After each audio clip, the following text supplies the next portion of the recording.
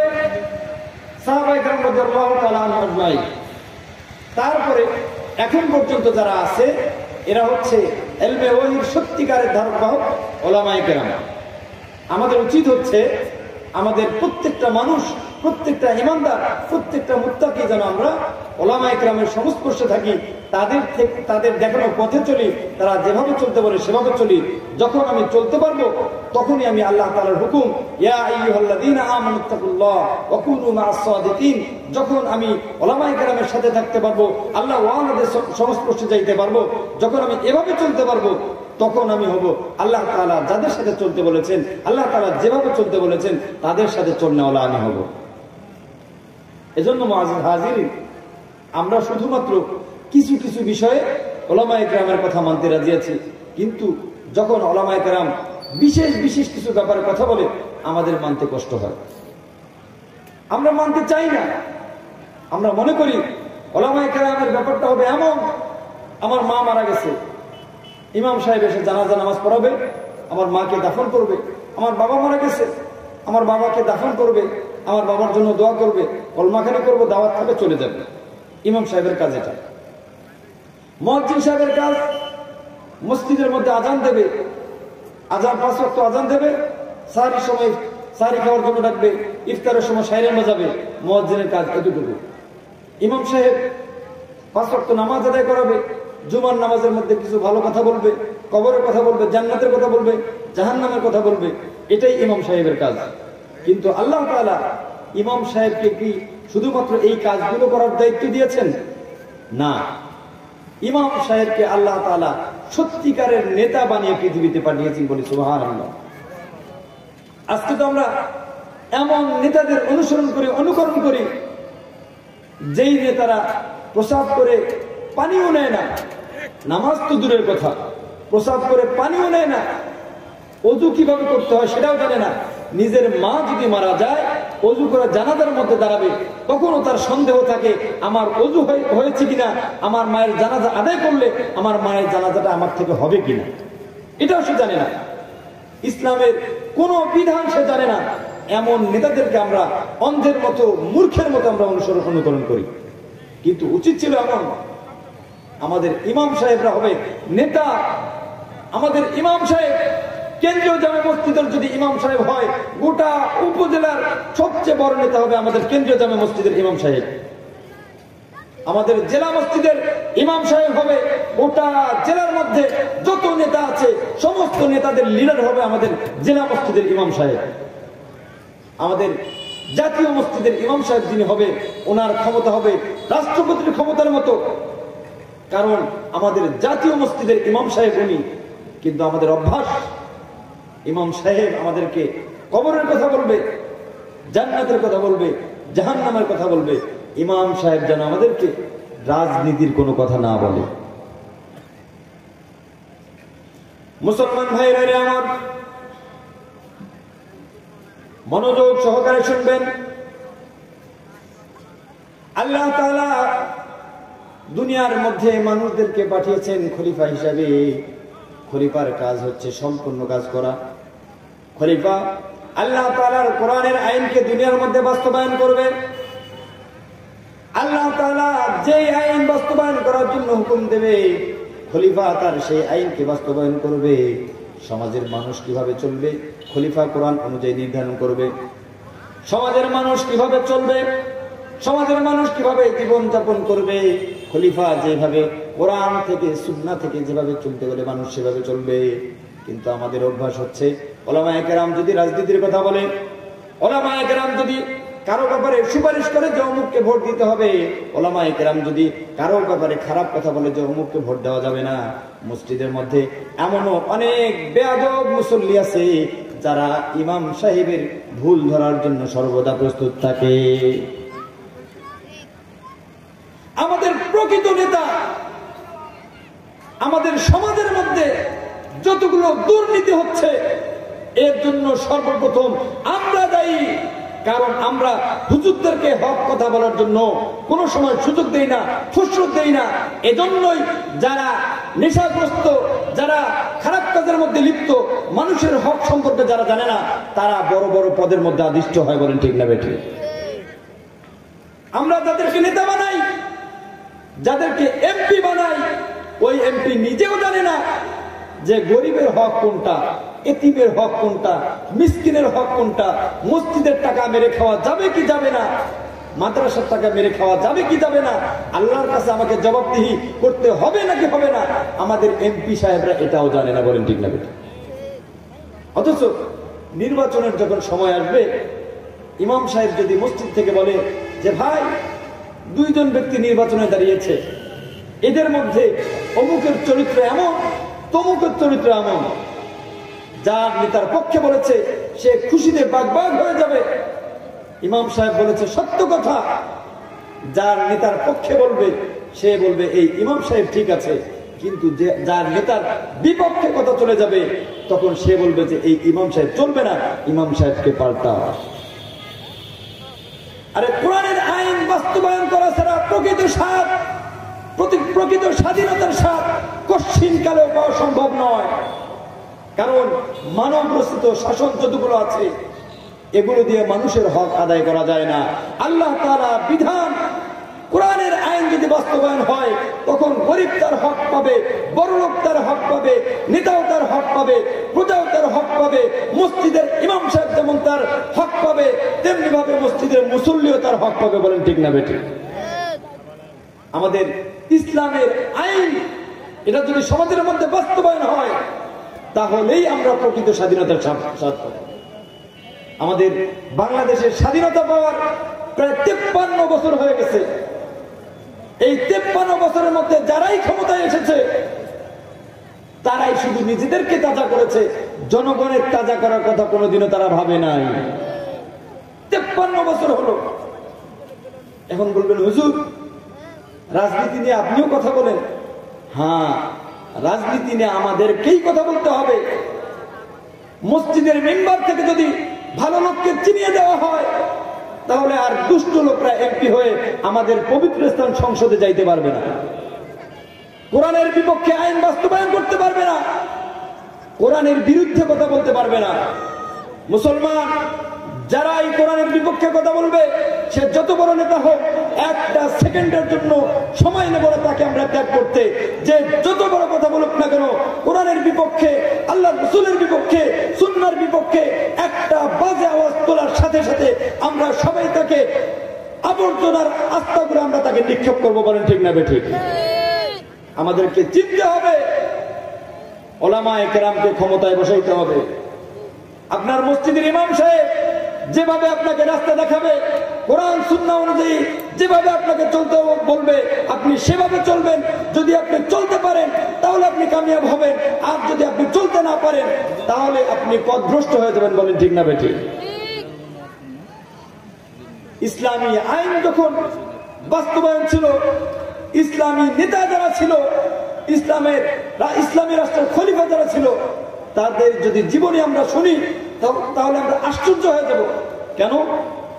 একজন মেম্বার যদি এখন মেম্বার নির্বাচিত হয় একটা ওয়ার্ডের, তার ভাবটা এমন যেন সে গোটা বিশ্বের মধ্যে সবচেয়ে শক্তিশালী রাষ্ট্র যেটা বর্তমানে আছে আমেরিকা, ওই আমেরিকার রাষ্ট্রপতির চাইতেও বেশি ভাব সে নেয়। অথচ গোটা বিশ্বের সবচেয়ে বড় শাসক যারা ছিলেন, তাদের মধ্যে অন্যতম হচ্ছেন ওমর ইবনুল খাত্তাব রাদিয়াল্লাহু তাআলা আনহু।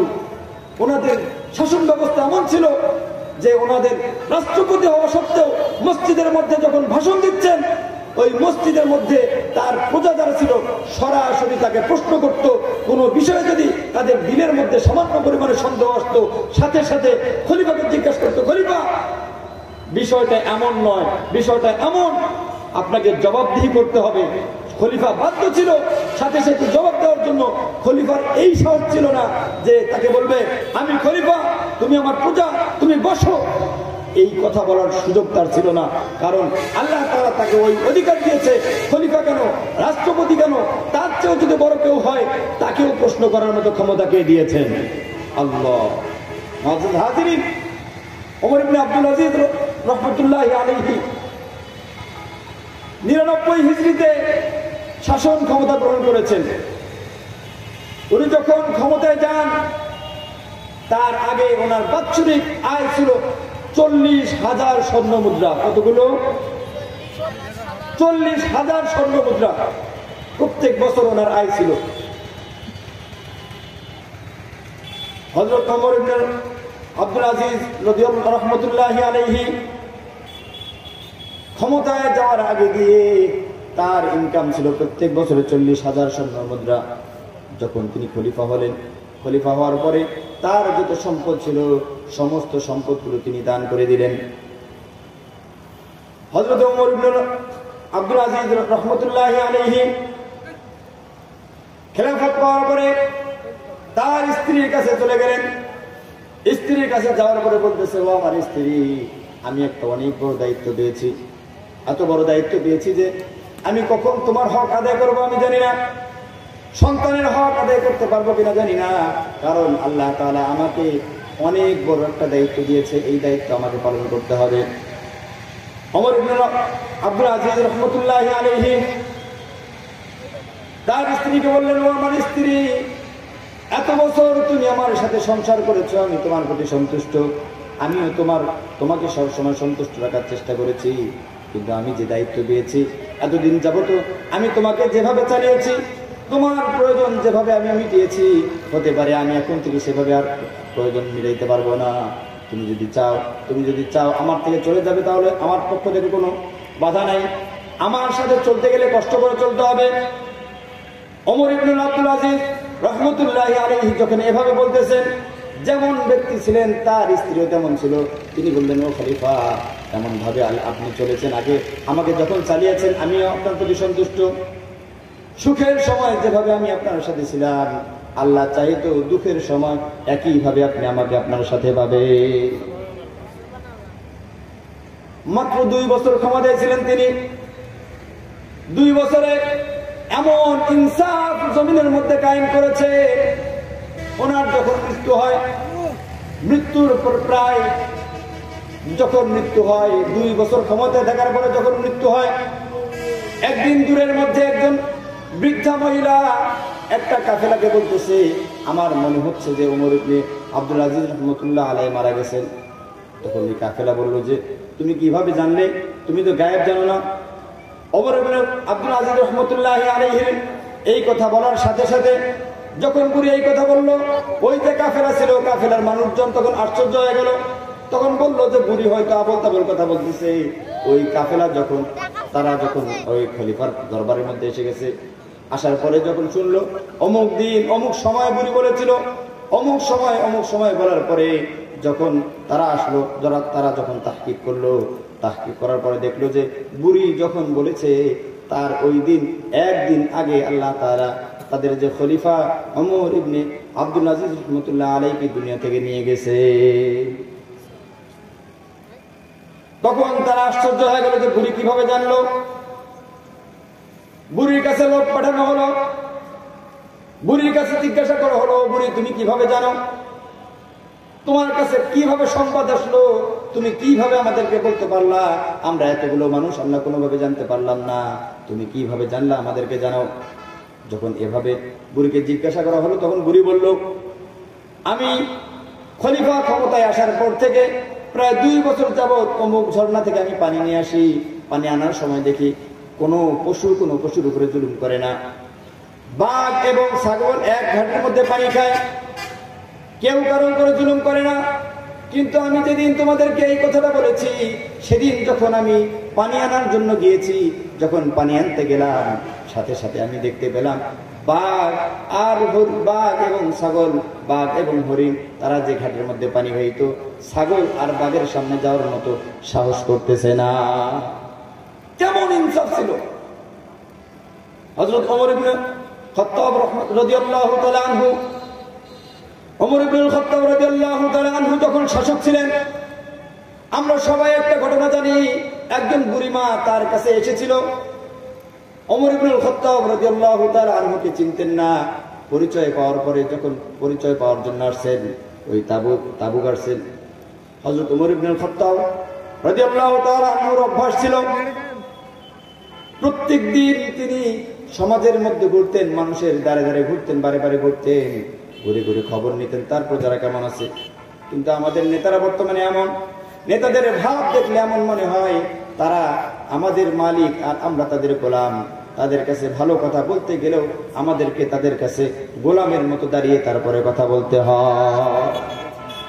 এর দোষটা আমাদের, কারণ আমরা তাদেরকে মনিব বানিয়েছি, আমরা গোলাম হয়েছি। কিভাবে? যখন তারা আমাদেরকে একটা চা খাওয়ায়, সে যে ধর্ষক এই কথাটা আমরা ভুলে যাই। যখন আমাদের হাতের মধ্যে 500 টাকার একটা নোট গুঁজে দেয়, তখন আমরা ভুলে যাই সে দুর্নীতিবাজ, সে মসজিদের টাকা মেরে খেয়েছে, সে গরিবের টাকা মেরে খেয়েছে, আমাদের বাজেটের টাকা থেকে সে কয়েক বছরে কোটি কোটি টাকার মালিক হয়ে গেছে। যখন হাতের মধ্যে একটা 500 টাকার নোট আসে, 100 টাকার একটা নোট আসে, আমরা সাথে সাথে ভুলে যাই যে আমাদের নেতা দুর্নীতিবাজ। ভোট সেন্টারের মধ্যে যখন যাই, তখন আমরা ভোট দেওয়ার সময় ওই 500 টাকার পক্ষে ভোট দেই। তাহলে আমাদের কপালের মধ্যে দুর্গতি হবে না তো কার কপালে দুর্গতি হবে? আমরা তো ভোট দেওয়ার সময় খারাপ লোকদেরকেই ভোট দেই, খারাপ লোকদেরকেই আমাদের নেতা আমরা বানাই। এজন্য যখন নির্বাচন আসবে, ভালো যে ব্যক্তি হবে তাকে বাছাই করে ভোট দিতে হবে। এদের মধ্যে যদি ওলামায়ে কেরাম থাকে, আমাদের চয়েস করতে হবে ওলামায়ে কেরামকে। বলেন ঠিক না বেঠিক? এখন বলবেন হুজুর আমি একলাই ভোট দিলে কি আর হুজুর এমপি হবে? ওই এক এক এক ওই ফোঁটা বৃষ্টির পানি কিন্তু মোটরের পানির মতো পড়ে না, পড়ে? কথা বলেন। বৃষ্টির পানি পড়ে ফোঁটায় ফোঁটায়, আর মোটরের পানি পড়ে একবারে অনেক মোটা হয়ে। এই জমিনটাকে একটা বৃষ্টি যখন পড়বে, বৃষ্টির পানি যত দ্রুত ভিজাইতে পারবে, মোটরের পানি কি তত দ্রুত ভিজাইতে পারবে? বলেন পারবে? বৃষ্টির পানি কি একবারে মোটরের মতো পড়ে নাকি ফোঁটায় ফোঁটায় পড়ে? কথা বলেন। ফোঁটায় ফোঁটায় পড়ে। মুআজ্জাজ হাজিরিন, এজন্য আমরা বিশৃঙ্খল হয়ে গেছি, আমরা আলাদা হয়ে গেছি, আমরা দলে দলে বিভক্ত হয়ে গেছি। এজন্যই তারা সংখ্যায় কম হওয়ার পরেও আমাদের উপরে ছড়ি ঘোরায়, কিন্তু আমরা সংখ্যায় অধিক হওয়ার পরেও আমাদেরকে তারা দাবিয়ে রাখে। বলেন ঠিক না বেঠিক? আমাদের দলের শেষ নাই, আমাদের দলের শেষ নাই। 2, 4, 5 জন মিলেই একটা দল বানিয়ে ফেলে। অমুকে আমির সাহেব, অমুকে মহাসচিব সাহেব। এই দল ওই দলকে দেখতে পারে না, ওই দল অমুক দলকে দেখতে পারে না। আমাদের অবস্থাটা এমন। আর এই সুযোগ নিয়েই আমাদের উপরে ওই জালেম যারা আছে, তারা আমাদের উপরে আমাদেরকে শাসন করে, তারা ক্ষমতা এসে আমাদেরকে শোষণ করে। এজন্য আমাদেরকে যখন নেতা চয়েস করব, আল্লাহ তাআলা বলে দিয়েছেন ওয়াতাসিমু বিহাবলিল্লাহ জামিআন ওয়া লা তাফাররাকু। ও আমার ঈমানদার বান্দারা, ওয়াতাসিমু বিহাবলিল্লাহি জামিআন ওয়া লা তাফাররাকু। আল্লাহ তাআলার যে রজ্জু আছে, আল্লাহ তাআলার রজ্জুর নাম হচ্ছে ইসলাম। এই ইসলামকে আমাদেরকে আঁকড়ে ধরতে হবে। 1 লক্ষ মানুষ যদি একটা রশিকে টেনে ধরে, আর এক পাশে যদি 1000 মানুষ একটা রশিকে টেনে ধরে, আচ্ছা বলেন তো 1 লক্ষ মানুষের শক্তি বেশি হবে নাকি 1000 মানুষের শক্তি বেশি হবে? 1 লক্ষ মানুষ যদি এক পাশে রশি দিয়ে টান দেয়, আর এক পাশে যদি খন্ড খন্ড ভাবে 1000, 2000 মানুষ যদি টান দেয়, 1 লক্ষ মানুষ যখন একত্রিত ভাবে টান দেবে, ওই যে 1000 মানুষ আছে তারা একদিকে ছিটকাই দিয়ে পড়বে, ওই রশি ধরে থাকতে পারবে না। আমরা মুসলমান, বাংলাদেশের মধ্যে আমরা সংখ্যায় প্রায় 92%, কিন্তু আজীবন জন্মের পর থেকে এমনটাই থেকে আসতেছি, আমাদের অবস্থা এমন, আমরা যেন সংখ্যালঘু, আমরা যেন সংখ্যাগরিষ্ঠ নই।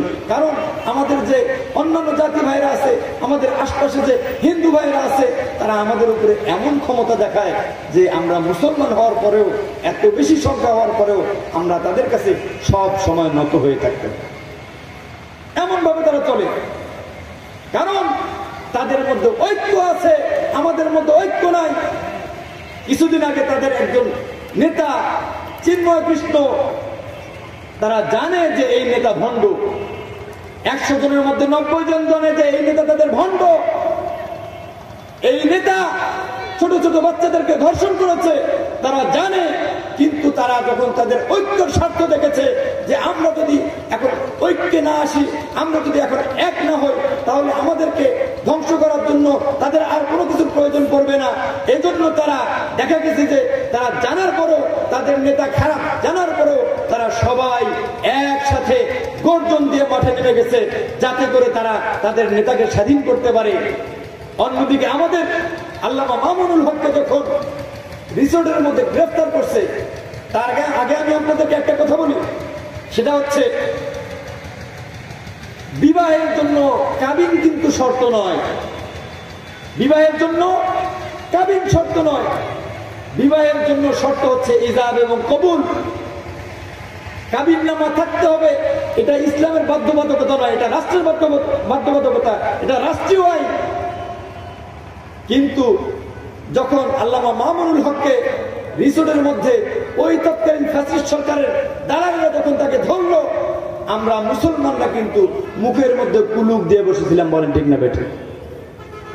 জামাতে ইসলামের নেতাদেরকে যখন ফাঁসি দিয়েছে, আমরা আর একদিকে তালি মেরেছি, কারণ জামাতে ইসলামকে আমরা পছন্দ করি না। আল্লামা সাইদিকে যখন ফাঁসির জন্য, আল্লামা সাইদিকে যখন গ্রেফতার করা হয়েছে, আল্লামা সাইদিকে যখন বিচার করা হয়েছে, যখন তার বিরুদ্ধে যাবজ্জীবন কারাদণ্ডের ঘোষণা করা হয়েছে, আমরা মুসলমান একটি বারের জন্য কিন্তু জাগ্রত হই নাই। কিভাবে হব? কারণ আমরা তো জামাতে ইসলামকে পছন্দ করি না। এই পছন্দ না করার কারণে জামাতে ইসলামের শীর্ষস্থানীয় নেতাদেরকে আমাদের চোখের সামনে ফাঁসি দিয়েছে। আমরা শুধু ওই টিভির মধ্যে খবর দেখেছি।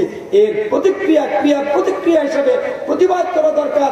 যখন আমরা গোটা বাংলাদেশ থেকে, গোটা বাংলার আনাচে কানাচ থেকে যখন আমরা আওয়াজ দিতাম যে অন্যায় আমরা হতে দেব না, তখন যারা ফ্যাসিস্ট ছিল তখন ওই সময় তারা এই দেশ ছেড়ে পালাতে বাধ্য হতো, বলেন ঠিক না বেঠিক? কিন্তু আমরা শুধু এক ভাই যখন বিপদে পড়ে আমরা আরেক দিকে তালি বাজাই, আরেক ভাই যখন বিপদে পড়ে তখন আমি মনে করি ওই দোষ করেছে, ওকে ধরুক, আমার কি, আমি তো ভালো আছি। এভাবে ওরাও মনে করেন এক একবার এক এক দলকে ধরেছে, সবাইকে একসাথে ধরে নাই। এজন্যই তারা এত বছর মানুষের উপরে জুলুম করার পরেও ক্ষমতার মধ্যে টিকে ছিল, বলেন ঠিক না বেঠিক? এত জুলুম করার পরেও তারা ক্ষমতার মধ্যে টিকে ছিল, তাদেরকে নামাইতে পারে নাই। তারা তাদের স্বর্ণ যুগ যেটা ছিল, এই যুগের মধ্যে আল্লাহ তাআলা তাদেরকে পতন ঘটিয়েছে। যখন হুজুর থেকে শুরু করে সাধারণ পাবলিক থেকে শুরু করে সবাই মিলে যখন এই কথাটা বিশ্বাস করেছে যে শেখ হাসিনা যতদিন পর্যন্ত দুনিয়ার জিন্দেগিতে বেঁচে আছে ততদিন পর্যন্ত তাকে ক্ষমতা থেকে কেউ নামাইতে পারবে না। কিন্তু আল্লাহ তাআলা পরিকল্পনা করেন কে? আল্লাহ তাআলা বলতেছেন ওমা কারু ওমা কারাল্লাহ ওয়াল্লাহু খায়রুল মাকিরিন।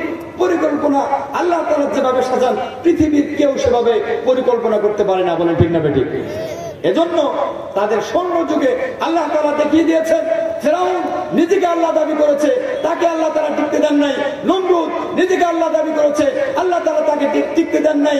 তারপরে মনে করেন আরো যারা স্বৈরাচার ছিল তারাও ক্ষমতায় থাকার জন্য চেষ্টা করেছে, আল্লাহ তাআলা তাদেরও পতন ঘটিয়েছেন। আমরা যারা আছি আমাদের সামনেও সবচেয়ে বাংলাদেশের দীর্ঘ সময় যারা ক্ষমতায় ছিল তাদের মধ্যে অন্যতম ফ্যাসিস্ট সরকার ক্ষমতার মধ্যে ছিল।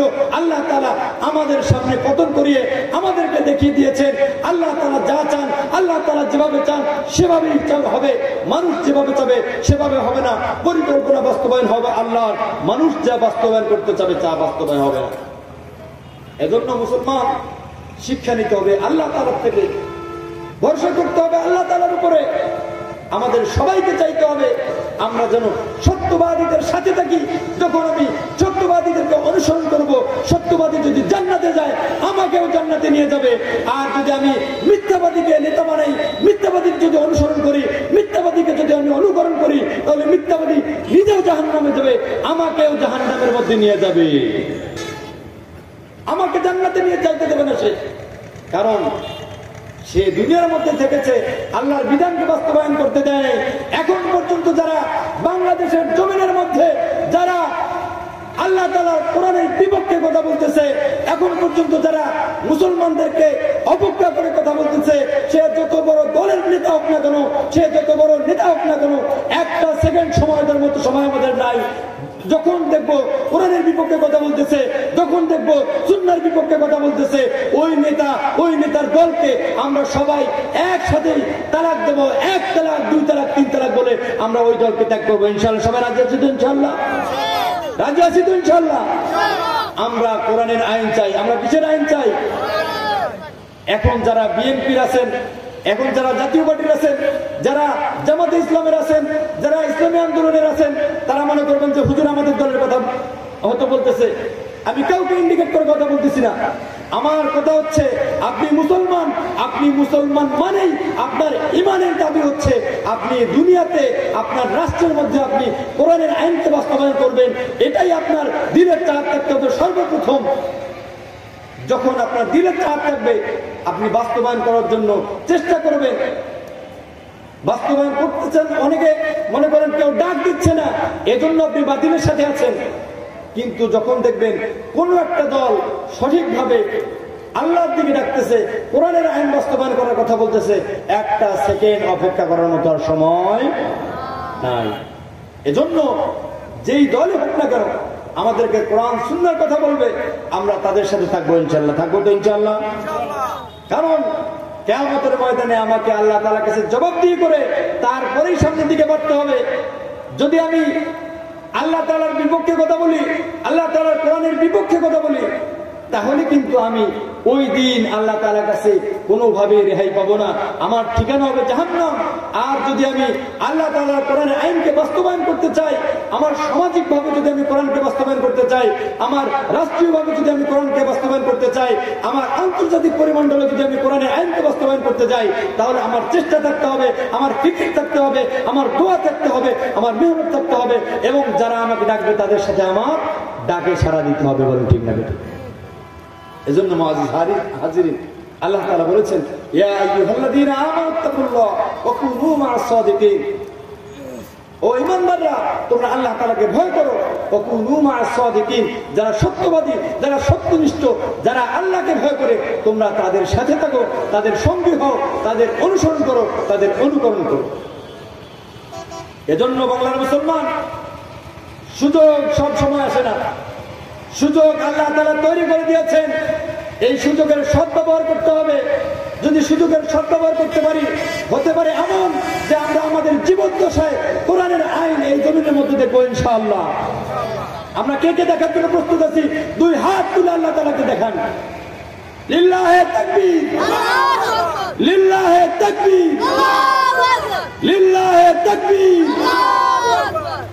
আল্লাহর জমিনে আল্লাহর আইন বাস্তবায়ন হবে, এটা প্রত্যেকটা মুমিনের তামান্না হবে, দিলের তামান্না হবে, প্রত্যেকটা মুমিনের চাওয়া হবে যে আল্লাহর জমিনের মধ্যে আল্লাহর আইন বাস্তবায়ন হোক। যদি আল্লাহর আইন বাস্তবায়ন হয়, তার ফায়দা কি দেখেন? সমাজটা এমন হবে যে সমাজের মধ্যে কেউ কারো উপরে জুলুম করার সাহস করবে না। সমাজটা এমন হবে কেউ কারো মেয়েকে ধর্ষণ করার সাহস করবে না। সামাজিক ব্যবস্থাটা এমন হবে আপনার সম্পদ রাস্তার পাশে পড়ে থাকবে, কেউ চুরি করার সাহস করবে না। সমাজটা এমন হবে কেউ কাউকে হত্যা করার সাহস পাবে না। কারণ কেউ যদি কাউকে ধর্ষণ করতে যায়, যদি সে তার ধরা পড়ে, তাকে প্রস্তর নিক্ষেপ করে হত্যা করা হবে। আচ্ছা বলেন তো, একটা মানুষকে যদি প্রস্তর নিক্ষেপ করে মানুষের সামনে হত্যা করা হয়, আর কি কেউ সাহস পাবে যে এইভাবে কেউ ধর্ষণ করবে? কথা বলেন। নিজে নিজে বন্ধাত্ম নিজের মধ্যে বরণ করবে, কিন্তু কারো দিকে সে কটু চোখে, বাঁকা চোখে, খারাপ দৃষ্টিতে তাকাবে না। আপনার সম্পদ পড়ে আছে, কোনো পাহারাদার নাই। আপনার ব্যবসা প্রতিষ্ঠান খুলে রেখে কোটি টাকার সম্পদ আপনার ব্যবসা প্রতিষ্ঠানের মধ্যে আছে, আপনি ব্যবসা করতে যাবেন, কেউ আপনার সম্পদের মধ্যে হাত লাগাবে না। কেন?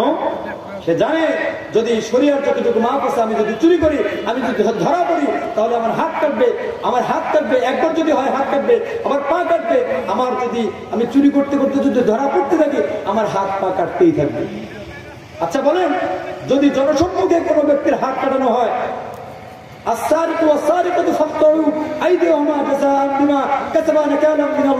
যখন চোর ধরা পড়বে, চোর এবং চুরনি যখন ধরা পড়বে, যখন জনসম্মুখে তারা হাত কাটা হবে, আর কি কোনো মানুষ চুরি করার সাহস পাবে? বলেন এখন মনে করেন ঘরের মধ্যে একটা গরিব মানুষ, তার সম্বলই হচ্ছে একটা গরু, অনেক কষ্ট করে সে গরুটাকে লালন পালন করেছে। যখন কোরবানির সময় আসছে, বিক্রির সময় একদিন রাতের আধারে ওই গরুটাকে চুরি করে নিয়ে গেছে। ধরা পড়লে কি হয়? ধরা পড়লে হয়তো কিছু টাকা জরিমানা করে তারপরে তাকে ছেড়ে দেওয়া হয়। কিন্তু যদি ইসলামী আইন বাস্তবায়ন থাকতো, যদি কোরআনের আইন বাস্তবায়ন থাকতো, তাহলে ওই চোর যখন ধরা পড়েছে সাথে সাথে তার হাত কেটে দেওয়া হইতো। আর যদি এই হাতকে কেটে দেওয়া হইতো জনসম্মুখে, আর কোন চোর কি গরিবের সম্পদের মধ্যে হাত দেওয়ার সাহস করতে বলেন? কোন চোর আর সাহস পাইতো? কোন মানুষকে অন্যায় ভাবে হত্যা করতেছে। ইদানিং আপনার মিডিয়ার মধ্যে দেখতেছেন যে অন্যায় ভাবে চুরি করতে গিয়ে, ছিনতাই করতে গিয়ে একটু উল্টা পাল্টা হলেই ছিনতাই করতেছে। ছিনতাই করে মনে করেন পেটের মধ্যে ছুরি ঢুকে দিতেছে, মানুষকে হত্যা করতেছে। এর বিচার হচ্ছে না। এর বিচার, কারণ আসামি যদি ধরাও পড়ে, এর বিচার হইতে হইতে দেখা যায় 50 বছর পার হয়ে যায়। ফাঁসির রায় হয়েছে, এই ফাঁসির রায়কে বাস্তবায়ন করতে করতে দেখা যায় ওই যে আসামি সে জেলের মধ্যে স্বাভাবিকভাবে মারা যায়, তার আর ফাঁসি কার্যকর হয় না। এজন্য মুসলমান, আমাদেরকে আমাদের দেশের মধ্যে কোরআনের আইন বাস্তবায়ন করা যায় কিভাবে, এর ফিকির প্রত্যেকটা মুসলমানকেই করতে হবে। আপনি বিএনপি করতে পারেন, আপনি জামাত ইসলাম করেন, আপনি জাতীয় পার্টি করেন, আপনি অন্য দলের লোক, আপনি অন্য দল করেন, কিন্তু যখনই ইসলামের পক্ষে ডাক আসবে তখন আপনাকে সাথে সাথে সাড়া দিতে হবে, তখন আর অপেক্ষা করার সুযোগ নাই। এজন্য মুসলমান, ইসলামী আইন বাস্তবায়ন হলে তখন সবাই নিশ্চিন্তে ঘুমাবে, চোরের চিন্তা থাকবে না। আমার বোন রাস্তা দিয়ে হেঁটে যাবে, আমার মেয়ে রাস্তা দিয়ে হেঁটে যাবে, রাতের অন্ধকারে হেঁটে যাবে, কেউ আমার মেয়েকে ডিস্টার্ব করবে না, কেউ আমার বোনকে ডিস্টার্ব করবে না। নেশা করে সরাসরি এখন রাস্তা দিয়ে হাঁটে, কেউ কিছু বলার মতো সাহস করে না। আপনার আমার সন্তান 10-12 বছর বয়স, সিগারেট খাচ্ছে, টান মারতেছে, অন্যান্য নেশাদ্রব্য খাচ্ছে, কিন্তু কেউ যদি কিছু বলতে যায়, আমরা অভিভাবকরাই তো দোষী। কারণ আমরা অভিভাবকরাই বলি যে আমার সন্তান আমার টাকা দিয়ে খাচ্ছে, তোমার বাবার টাকা দিয়ে খাচ্ছে কিনা, বলি কিনা বলেন? কিন্তু আমাদের সময়, আমরা যখন ছোট ছিলাম তখন দেখতাম আমাদের এলাকার মুরব্বীরা যদি আমাদের মার্বেল খেলাও দেখতো, আমরা যদি কোনো মুরব্বীদেরকে দেখতাম ওই মার্বেল খেলা রেখে পালিয়ে যেতাম। অথচ ওই মুরব্বী আমাদের নিকটাত্মীয় তো নাই, আমাদের পাড়া প্রতিবেশীও না। কোন মুরব্বীকে দেখলে আমরা ছুটে পালাইতাম, কারণ ওই সময় মুরব্বীরা, যে কোনো অপরাধ দেখলে শাস্তি দিতে পারতো, শাসন করতে পারতো, অভিভাবক কিছু বলতো না। আর বর্তমান সময়টা এমন যে আপনার বাচ্চার ওস্তাদ, এই বাচ্চার ওস্তাদ আপনার সন্তানকে শাসন করার মতো ক্ষমতা নাই। কারণ আপনার সন্তানকে যদি শাসন করে, আপনি পরের দিন নিজে পিটানোর জন্য চলে যান, কোন ওস্তাদ আপনার সন্তানকে শাসন করেছে, কোন উস্তাদ আপনার সন্তানের দিকে রাঙা চোখে তাকিয়েছে, কোন উস্তাদ আপনার সন্তানের দিকে লাল চোখ করে তাকিয়েছে, কোন উস্তাদ আপনার সন্তানের হাতের মধ্যে পিটিয়েছে, কান ধরে উদ্ঘোষ করিয়েছে। আপনি তার বিচার যতক্ষণ পর্যন্ত পান না, ততক্ষণ পর্যন্ত শান্ত হয়ে বসে থাকতে পারেন না। বিচার করেন, তারপর আপনি স্কুল মাদ্রাসা ত্যাগ করেন, বলেন ঠিক না বেশি? এজন্যই তো আজকাল আমাদের সন্তানগুলো বেয়াদব, ঘরে ঘরে বেয়াদব হয়ে গেছে আমাদের সন্তানগুলো। এর জন্য অনেকাংশে আমরাও দায়ী, বলেন ঠিক না বেশি? এজন্য মুসলমান, আমরা চাই যে আমাদের সন্তানগুলো আল্লাহওয়ালা হোক, আমাদের সন্তানগুলো দ্বীনওয়ালা হোক, আমাদের সন্তানগুলো প্রকৃত মানুষ হোক, এমন মানুষ হোক। রব্বানা হাব লানা মিন আজওয়াজিনা ওয়া যুররিয়াতিনা কুররাতা আয়ুনিন ওয়াজআলনা লিল মুত্তাকিনা ইমামা। দোয়া করার সময় যেভাবে আমরা সন্তান চাই আল্লাহ তাআলার কাছে, আল্লাহ তাআলা আমাদেরকে নেককার সন্তান দান করো, এমন সন্তান দান করো যে সন্তান আমাদের চক্ষু শীতলতার কারণ হয়ে যায়। যখন আমি সন্তানকে সঠিকভাবে নিগরানি করে মানুষ করব, তখন আমার সন্তান আমার চক্ষু শীতলতার কারণ হবে। যখন আমি আমার সন্তানকে সঠিকভাবে নিগরানি করে মানুষ করব, তখন আমার সন্তানের কারণে মানুষের কাছে আমার মুখ কালো হবে না, মানুষের কাছে আমার মুখ উজ্জ্বল হবে। শুধু মানুষের কাছে আমি যখন সঠিকভাবে আমার সন্তানকে নিগরানি করব, তখন আল্লাহ তাআলার দরবারেও আমার মুখ উজ্জ্বল হবে, বলেন ঠিক না বেটি? কারণ আল্লাহর ভয় আমার সন্তানের দিলের মধ্যে থাকবে। যখন আল্লাহর ভয় আমার সন্তানের দিলের মধ্যে থাকবে, তখন আমার সন্তান আমাকে এমন ভাবে সে আমল করবে আমার সন্তানের দিলের মধ্যে যখন আল্লাহর ভয় থাকবে, তখন আমার সন্তান আল্লাহ তাআলার ইবাদত করবে, ইবাদত গুজারের মধ্যে মগ্ন থাকবে। আমি দুনিয়া থেকে চলে যাব, কিন্তু আমার সন্তান যতগুলো আমল করবে আল্লাহ তাআলা ওই আমার আমল নামার মধ্যে বসে দিলে। বলে সুবহানাল্লাহ। আমি যখন মারা যাব, কবরের মধ্যে যখন আমি যাব, যখন আমার সন্তান দুনিয়াতে থাকবে, 5 ওয়াক্ত নামাজ আদায় করবে, আমার সন্তান আমার জন্য দোয়া করবে, আল্লাহ তাআলা আমার কবর আযাবকে মাফ করে দেবে। বলে সুবহানাল্লাহ। এজন্য মুআজ্জিজ হাজিরিন, এই যে মাদ্রাসাগুলো, এই ফেস্টিপাড়া, ছোটবেলায় যখন আমরা মাদ্রাসা পড়তাম, ওয়ারিসে যখন পড়তাম, ফেস্টিপাড়ার আশপাশে কোনো মাদ্রাসা ছিল না। আজকে এখানে মাদ্রাসা হয়েছে, এটা ফেস্টিপাড়া এলাকাবাসীর জন্য খাস একটা রহমত। এখন ফেস্টিপাড়া এলাকাবাসী যদি এই নিয়ামতের কদরদানি না করে, তাহলে কিয়ামতের দিবসে আল্লাহ তাআলার কাছে জবাবদিহি করতে হবে। যদি প্রতিষ্ঠান না থাকতো, আল্লাহর কাছে বলতে পারতেন, আল্লাহ ব্যবস্থা ছিল না তাই সন্তানকে শিক্ষা দিতে পারিনি, তখন হয়তো আল্লাহ তাআলার কাছে মাপ পাইতে পারতেন। কিন্তু আল্লাহ তাআলা এত বড় একটা প্রতিষ্ঠানের ব্যবস্থা করে দিয়েছে, আপনারা যদি আপনাদের সন্তানদেরকে দ্বীনি শিক্ষা না দেন, তাহলে কিয়ামতের দিবসে আল্লাহ তাআলার কাছে ক্ষমা চাইলেও ক্ষমা পাবেন।